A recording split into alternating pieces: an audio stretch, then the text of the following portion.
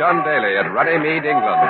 The hour has come and gone this 19th day of June, 1215, the hour when King John agreed to sign the Magna Carta.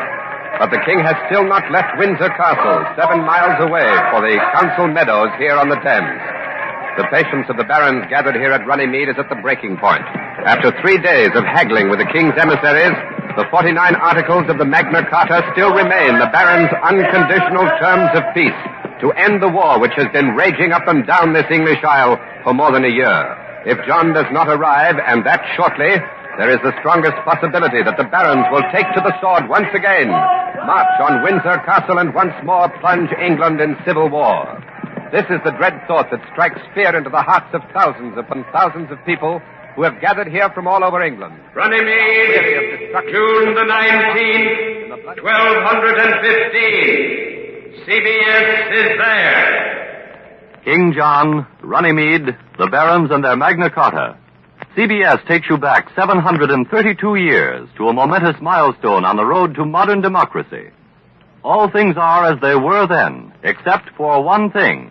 CBS is there. CBS is there, produced and directed by Robert Louis Cheon, is based on authentic historical fact and quotation. And now, June the 19th, 1215. The meadow called Runnymede and John Daly. Fantastic nature. It's a clear, beautiful spring day, and for days now, the barons and their forces have been waiting. Every hour their numbers grow larger and larger. More and more gaily colored pavilions rise over the meadows to quarter this host. Judging by the tremendous array of men and weapons, we would say that here at Runnymede stands the bulk of the might and power of England. 300 barons or more are here with at least 2,000 knights in full armor. With their host of retainers, yeomen, and other fighting men, they constitute the greatest striking force ever assembled on English soil.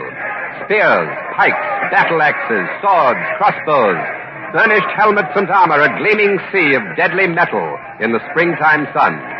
The leader of the barons, my Lord Robert Fitzwalter, is with us now at our CBS microphone. He wears late chain armor under a white surcoat. His squire stands a few short distance away, a few feet from us, holding his helmet, his sword, and his shield. Lord Fitzwalter is a picture of strength and quiet confidence. My lord, do you think King John means to break his word and not sign the charter? What King John means to do, I know not. He has shown bad faith before, he may show bad faith again. And exactly what will you do, sir, if King John does not appear to sign the charter? I have said it before, and I will say it again. We will march on Windsor Castle and tear it down stone by stone on his stubborn head. But, sir, what of the reports we have heard that even at this present moment, mercenary soldiers drawn from the continent by King John are landing at several points along the English coast? We are aware of that. But, my lord, suppose this meeting here at Runnymede is a ruse, a trap set for you by King John. What if instead of arriving peacefully, his forces come charging onto this field, hoping to take you by surprise? That is a possibility. But if John's soft sword chooses that manner of talking peace, he will find us quite ready to answer in kind. My Lord Fitzwalter, many observers think that King John will never accept Article 49 of the Charter. Sir, we are beyond the point of being concerned with what King John thinks of any particular article in the Charter. We have haggled about it quite enough. It stands as it is. He signs today, and that before the shadows of our swords grow much longer, or mayhap England will be without a king. And if it came to such a crisis, sir, do you think the people of England would stand in back of you? The people? What mean ye by the people? Why, the common folk, my Lord Fitzwalter, the multitude gathered over there along the fringes of the meadow. Oh, yes, the people. I presume they stand behind us, but I fail to see in what manner they are concerned. Does not the Charter talk of the rights of all free men, my lord? Free men, yes, but free men are people. Free men are free men, nobles, knights, lords, not serfs, yeomanry. But if the people do not stand to profit by the Magna Carta, my lord... If you lord... will forgive me, I have weightier matters on my mind at this moment. Thank you, my Lord Fitzwalter. The leader of the barons is walking away now, back to his lieutenants, who are gathered before Fitzwalter's pavilion. And while we were speaking, a message was handed to me saying that my colleague, Don Hollenbeck, in a CBS mobile unit, has reached Windsor Castle. Don, is there anything stirring at Windsor? Any sign of the king's imminent departure for Runnymede? Nothing much yet, John. I'm standing outside the south moat of the castle. The drawbridge is still up. There's a considerable force of the king's loyal men here, and it keeps growing all the time. I would say that now there are at least 1,000 armed men here at Windsor, nobles, knights and their retainers, yeomen, crossbowmen, and foot soldiers, I doubt whether in the 49 years that John has lived, or in the 16 years that he has reigned, the sixth and youngest son of Henry II, surnamed Lackland of the House of Plantagenet, has ever faced a more crucial moment. No one can say whether he will return from Runnymede with his crown on his head, if he returns at all. We're trying to set up an interview with one of the king's men, John, and I'll let you know when we're ready. Right. Here at Runnymede, we're at the south end of the meadow, and we can see the whole of the council field spread out before us. To the north, about 6 long acres away, is the road from Windsor. To our left, the meadow is flanked by the Thames, and directly in the center of the field, underneath the canopy draped in the royal pennants, is a large council table. It looks like any other ordinary table, but the decisions that may be taken there today may very well affect the whole course of English history. To our right are huge crowds, masses of people who have come from one end of England to the other to witness what may happen today. These are the people, the very people who loom not very large in the mind of the leader of the barons, Lord Fitzwalter. Ken Roberts is among them with a CBS microphone, and it might be interesting to hear what their thoughts are. So over to the people and Ken Roberts. This great crowd of people has been gathering for days from all over England. Some have come on foot, some in donkey carts, some even down the Thames on boats. Many have slept in the open fields, bringing their provisions with them. There are men, women, and children, entire households. Many, weary with the long wait, are resting on the ground, but most of them are standing about, singly and in groups, their eyes fastened on the road from Windsor Castle. Here, for example, is one member of this crowd, a man dressed in a light tan tunic made from flaxen cloth. Friend, what part of the island are you from? I'm come from Northumberland. Northumberland, eh? Well, that's quite a distance to travel, isn't it? Aye, goodly journey. 3 days on the way I was. You must be very interested in the peace conference to have made such a long journey. Aye, I would know what will be. What will happen to your crops while you're away? No crops have I this year. You mean you haven't planted at all? Nay, not a seed. Well, why not? I will not say. Could it be that your last year's wheat was seized by the king's bailiff? Will not say. Or perhaps the baron steward seized your barley? Nay, 'twas millet. I will not say. I see. And which side would you like to see win out today, the barons or the king? I will not say. I would have peace. Not a seed will I plant until there be peace. Enough of strife, say I. Enough of barons and kings stealing poor man's crops, say I. That I will not say. I'm come from Northumberland, and I would have peace. Of course. And what do you think of the Magna Carta? No read, no write can I. Nor trust I things on parchment. I will not say. I'm come from Northumberland, and I would have peace. Thank you. Thank you. I did not say. And here's another man. What is your name, sir? His name is Peter Harbeck, and I'm his good wife, Cecilia. His good wife, Cecilia, yes. And you're both citizens of... London town is where he's from, and I'm from Dublin. A cloth merchant is what we be. Right. And no finer cloth than Harbeck cloth is sold nor made. Naturally. And what, sir, are your hopes for the outcome of this peace conference today? To be sure. Tell the man, Peter. Yes, Tell him how they sell your cloth to barons and kings, clothe them in the finest woolens, and mind you, no finer woolens than Harbeck woolens are sold nor made. Tell him not a coin have you been paid by king nor baron since this war began. We hope indeed that they on their arms and open their purses, or there'll be no Harbeck cloth for England anymore. We shall be ruined. Sir, would you like to see the Magna Carta signed? Of a truth we would. 'Tis a good contract for the barons, we hear, and it has our blessings. But will mean the end of the war and the payment of our debts, we hope. Well, thank you, Master Harbeck, for a very informative interview. Thanks the man, Peter, for the sake that you lost your tongue. And here is another man. He's wearing a long black tunic with slashed pockets and draped sleeves. By his garb, I would say he's a scholar.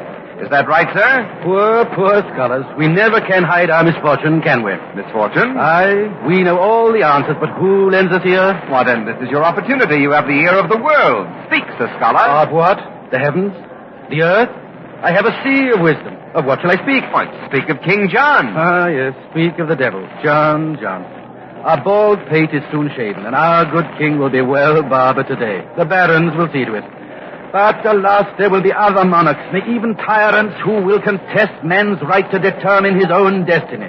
Aye, at time, and betimes they may even be victorious in dimming the glow of freedom. But extinguish it, never, never, never. Then you think the Magna Carta means freedom? Freedom? Freedom. A wide word. A broad word. What is freedom? Is it yours or is it mine? Freedom for what? Why, for the people, of course. Indeed, sir. Sir, thou art a crackpate. Freedom for the barons and only for the barons. The people will still remain under the power of their overlords. The people will still have no will but the will of their masters. But in time, in time the barons may find their power too contested, as they contest the power of their king today. Perhaps they may live to regret that it was they who pointed the way to man's freedom here in England.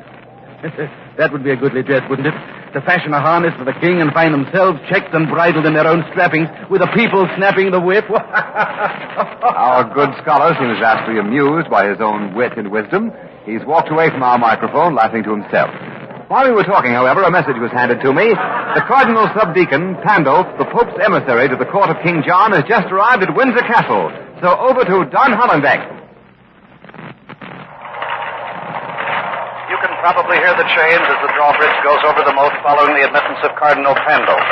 The Pope's emissary arrived 2 minutes ago. With him came the 7 bishops of England, and what this may signify is anybody's guess. With me now at our CBS microphone is Lord Fitzrogers, a spokesman for the king, a loyal nobleman who's been very close to the king's council for many years. He wears link-chain armor. His squire stands by holding his helmet and sword, that long two-handed sword that King John's brother, Richard the Lion-Hearted, wielded so famously in the Holy Land Crusades and on the continent. My Lord Fitzrogers, does Cardinal Pandulph's arrival here at Windsor Castle mean that His Holiness has thrown his support behind King John? It would pleasure me greatly, good sir, to answer your question, but in truth I know no more than you do. I am not privy to the king's counsel. Well, all right, then. Is the king going to sign the Magna Carta? The king has promised to sign, but if I may speak frankly, I fear the consequences of that signing. What do you mean, my lord? Most informed observers believe it is for the good of England.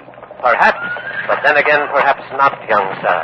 In the historical development of a folkland, there are times when unity should be cherished more than feudal liberty. The barons have been fighting each other for a long time, storming each other's castles, robbing each other's lands, impoverishing England, weakening her strength. John is ambitious for England, not for himself. He would have England a strong and united power, a power to be feared on the continent. Now, if the Magna Carta is signed, England will have a multitude of rulers instead of one. And as the Holy Book says, every kingdom divided against itself is brought to desolation. For we shall be a prey to every marauding power on the continent. Ah, no, young sir, it is a fine point, you will agree. This Magna Carta of which you speak may be a good thing for the barons, but is it a good thing for England? Is it a good thing for England? Thank you, my Lord Fitzrogers. The noble lord is walking away from our microphone now, his squires following him. He has raised an interesting point which historians may well ponder in the future, but which for now we'll leave to the judgment of our listeners. The trumpets are sounding inside the courtyards across the moat. The drawbridge is coming down. The yeomen, crossbowmen, and foot soldiers are springing to attention. The knights and nobles are being helped onto their horses by their retainers. That trumpet must have been the prearranged signal for King John's appearance. It looks as if this army is going to march. The drawbridge is down. The royal standard bearers are coming across. They're turning left in the direction of the council meadows. And here is John, King of England, astride a big black charger. The king wears a white surcoat over his armor with the red Knight Templar cross embroidered across the chest. King John, you know, has never ventured on a crusade to the Holy Land. There's Langdon, the Archbishop of Canterbury, riding to the right of the king. King John is flanked on his left by William the Marshal, commander of his forces. And there's Cardinal Pandulph, the Pope's emissary, next in order. And after him, the 7 bishops of England. At last, John is off to Runnymede. We're going to move up with the king's forces in our CBS mobile unit, but now, John Daly at Runnymede, you've heard the news. What's the reaction in the Barons' camp? The news that King John is on his way has stirred up a flurry of heightened activity here at the Barons' camp. All about me I can see knights in their heavy armor being helped onto their horses by their retainers. Yes, and the crossbowmen, many of them, are fitting their deadly bolts into their powerful weapons. Somehow, every night, every armed yeoman, everyone here seems to be getting ready for trouble. If trouble comes, and they're doing it with a will all over this meadow, men are preparing for battle if there is to be a battle. I can see my Lord Fitzwalter. He's mounted now and flanked by his close lieutenant. Eustace de Vesey has just handed to Fitzwalter a scroll, and no doubt it's the Magna Carta. I'm close enough to the leader of the barons to see the smile upon his face. It's a sardonic smile with just a hint of triumph. He just did a very curious thing, by the way. With his left hand, he brushed the scroll back and forth across his chin, while his right hand fondled the great sword that is hanging by his side. It was an eloquent gesture, not lost upon his lieutenants either. The Magna Carta or the sword, that's what it says. But it's going to take some time for King John to cover the 7 miles from Windsor to Runnymede. So while he's on his way, let's switch to our headquarters pavilion for Quincy Howe and an analysis of the Magna Carta. I hold a copy of the Magna Carta in my hand. Article 49 states specifically that the barons shall have the right to elect 25 nobles from among themselves to administrate the new laws contained in the other 48 articles of the Charter. This is remarkable. If the law forces the king to share his power, what becomes of the divine right of kings? What's more, this revolutionary document, the Magna Carta, demands security that the laws and freedoms it contains shall be guaranteed and fulfilled. I quote from Article 49. If the king or any of his justiciaries or bailiffs or any of his ministers shall break these articles of peace and security, the aforesaid 25 barons shall go to our Lord the King and shall petition to have redress without delay. And if the king shall not amend it within a reasonable time, the whole community of the land shall distrain and distress the king by all the means which they can. That is to say, and I'm still quoting from Article 49 of the Magna Carta, by taking his castles, lands, possessions, and in every other manner which they can, until amendment of the wrongs shall be made. End of quote. Now, this has no precedent. It's completely unheard of. It means a new philosophy of government for England, with future consequences that no one can foresee. Will King John sign this Magna Carta? Will he peacefully give up the traditional prerogatives of a monarch accountable only to God for his actions? No one yet knows, but we're soon going to find out. And now, back to the Barons' camp on the meadow and John Daly. John Hollenbeck is on his way over here from Windsor with King John, accompanying King John and his troops, and he tells us that the king and his men have halted about 1/2 mile from here. Right, John. The king's forces have stopped at the river bend just about 1/2 mile from Runnymede. That halt was ordered by William the Marshal, the king's commander, so that they could permit the foot soldiers to catch up with the mounted knights. Well, what do you make of this maneuver, Don? Well, look, I'd say the king appears anxious to have his full force compactly behind him when he reaches the meadow. I see. Well, would you say the then foot soldiers are getting here now, John. They're approaching, but where they're fanning out into the fields on either side of the road, it looks as if... Go ahead. It looks as if what, Don? We're not getting you. Come on in. What's wrong? Why, there's nothing wrong, John. I was merely about to remark that it looks to us as if England this spring is lovelier than it's ever been. And what could be lovelier than England in the spring? Agreed, John? Yes, of course, and I suppose it's censorship, Don, but as my Lord Fitzwalter said, the barons are ready for anything. And if it means that the king intends to charge, the barons will be ready. The crowds of spectators massed at the east end of the meadow, by the way, know that King John is headed this way, and they've moved back, way back, and they're still pushing and shoving to get back out of the way of any possible action. There's a thick cloud of dust in the distance over the road from Windsor Castle, and I can make out a body of horsemen advancing down the road, coming close to the meadow. It's King John with a packed mass of knights and nobles. They're riding forward at a slow canter. The foot soldiers in the fields on either side of the road are keeping pace with the canter. King John and his retinue have halted now. They've pulled up their horses on the extreme north fringe of this meadow. As if by a signal, the foot soldiers have stopped dead in their tracks. The king and his close party are still making no move to come forward. They're seated upon their horses, just looking in silence at the huge force of barons across the meadow. sort of sizing the situation up. And it's strange now how quiet everything is getting. Almost a deadly quiet. I get the funny feeling of looking at a still painting, at a tremendous canvas with John seated upon his horse, the dead center of the picture. Even the great crowd that fringes the meadow is hardly moving at all, and there's hardly a sound from them. Here at the south end of the meadow, the mounted knights and the barons are watching and waiting. There's nothing but a deep, sullen silence, broken occasion. There's the first move! The first move in this fantastic game of chess being played here at Runnymede Meadows. John and his close party have dismounted. They're walking to the council table in the center of the meadows. I'm going to move up to that table as fast as I can. Meanwhile, perhaps Don Hollenbeck can come in without censorship again, since the king is evidently going to talk and not fight. I can this time, John. They did cut us off while the king's forces charged up to the meadows. I don't understand the maneuver. Perhaps it was a bluff to frighten the barons, a bluff backed by might, but it certainly did not succeed. Lord Fitzwalter and his lieutenants in the barons' camp have dismounted. They're walking forward now to meet John and his party. Fitzwalter is flanked by Richard. That's the Earl of Clare, and Geoffrey, Earl of Essex and Gloucester. King John is at the council table now. The king's in the center. Stephen Langdon, Archbishop of Canterbury, is on his right. William the Marshal, Earl of Pembroke's on his left, and behind them, Cardinal Pandulph and the 7 bishops. The barons have reached the council table now, and so has John Daly, I see, so over to him. The barons are waiting for King John to make the first move, and the king's face, as he looks at Lord Robert Fitzwalter, is absolutely expressionless. The king has turned to Archbishop Langdon, and that was the king's voice commanding the archbishop to open the conversation. My sons, I greet you. In the name of the Father, and of the Son, and of the Holy Ghost, I pray for the peace of this realm and the salvation of our souls. God grant us wisdom and good counsel in the grave matters before us. Amen.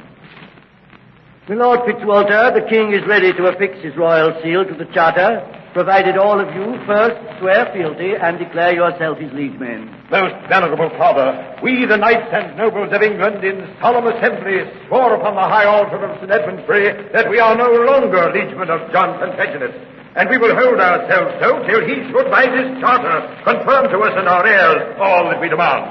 Fitzwalter has thrown the Magna Carta on the table. Seal first, then our oath of allegiance. Oh, my sons, I beseech you. Has there not been enough of strife and bloodshed? His royal seal first. The archbishop has turned to the king, appealing to him, both arms outstretched, but the king himself has moved forward and is speaking. So, my lord Fitzwalter, you and your barons refuse to take an oath of fealty to the crown. You know very well that This matters not. Of what worth is the oath of traitors? Come, let us be done with this tiresome affair. My Lord Marshal, give them the document which I have caused to be drawn up. Give it them and let us be gone. William the Marshal has thrown the king's document on the table. This document of yours, does it contain the 49 points of law we petitioned for? 48. And in truth, if I love not peace, if I held not so dearly the honor and weal of this realm, never would I have consented to accept even these 48 outrageous demands. Sire, these 48 laws which you so graciously grant us are quite worthless without surety that they will be administered in good faith. Surety! Surety! You dare ask for surety. Is not the word of your king sufficient surety? Sire, we question not your good faith. Nevertheless, this is the document we wish you to seal. This is our Magna Carta. This alone will satisfy us if you wish peace. Your royal seal, sire. Hearken to me, my lords. My noble lords. I, John, by the grace of God, King of England, am only accountable to our Lord in heaven and to his holy servant in Rome, Innocent III. I am the king. I make the law. You ask that we grant the church freedom from state power. We grant that. You ask that we restrain our bailiffs from seizure of land for debt. Granted. You ask that no free man be put to death for petty crimes. Granted. You ask that no constable be empowered to seize goods for relief of the state. Granted. You ask that freemen be tried by an elected jury. Granted.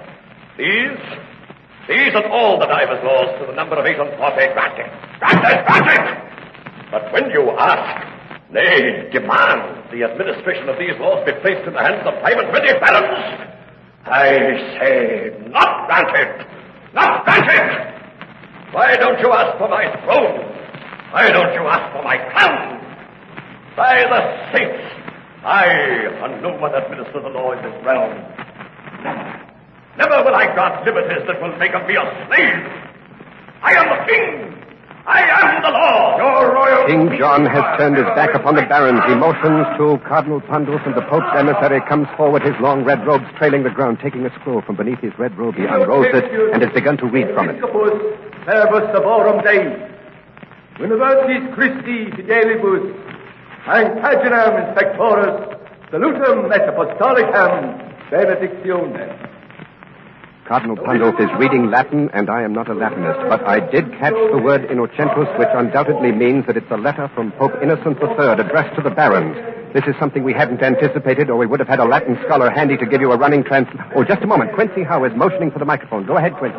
Yes, an official translation of the letter that Cardinal Pandulf is reading, and it's been handed to me, John. It's a message from the Pope, addressed to the barons. The message rebukes the barons for their lack of fealty to the crown.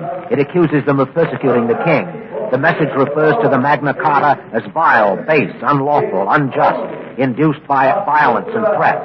The message goes on to say that His Holiness reprobates and entirely condemns an agreement of this kind. And finally, it threatens both the king and the barons with excommunication if the barons compel King John to sign the charter, especially Article 49. Now, John Daly.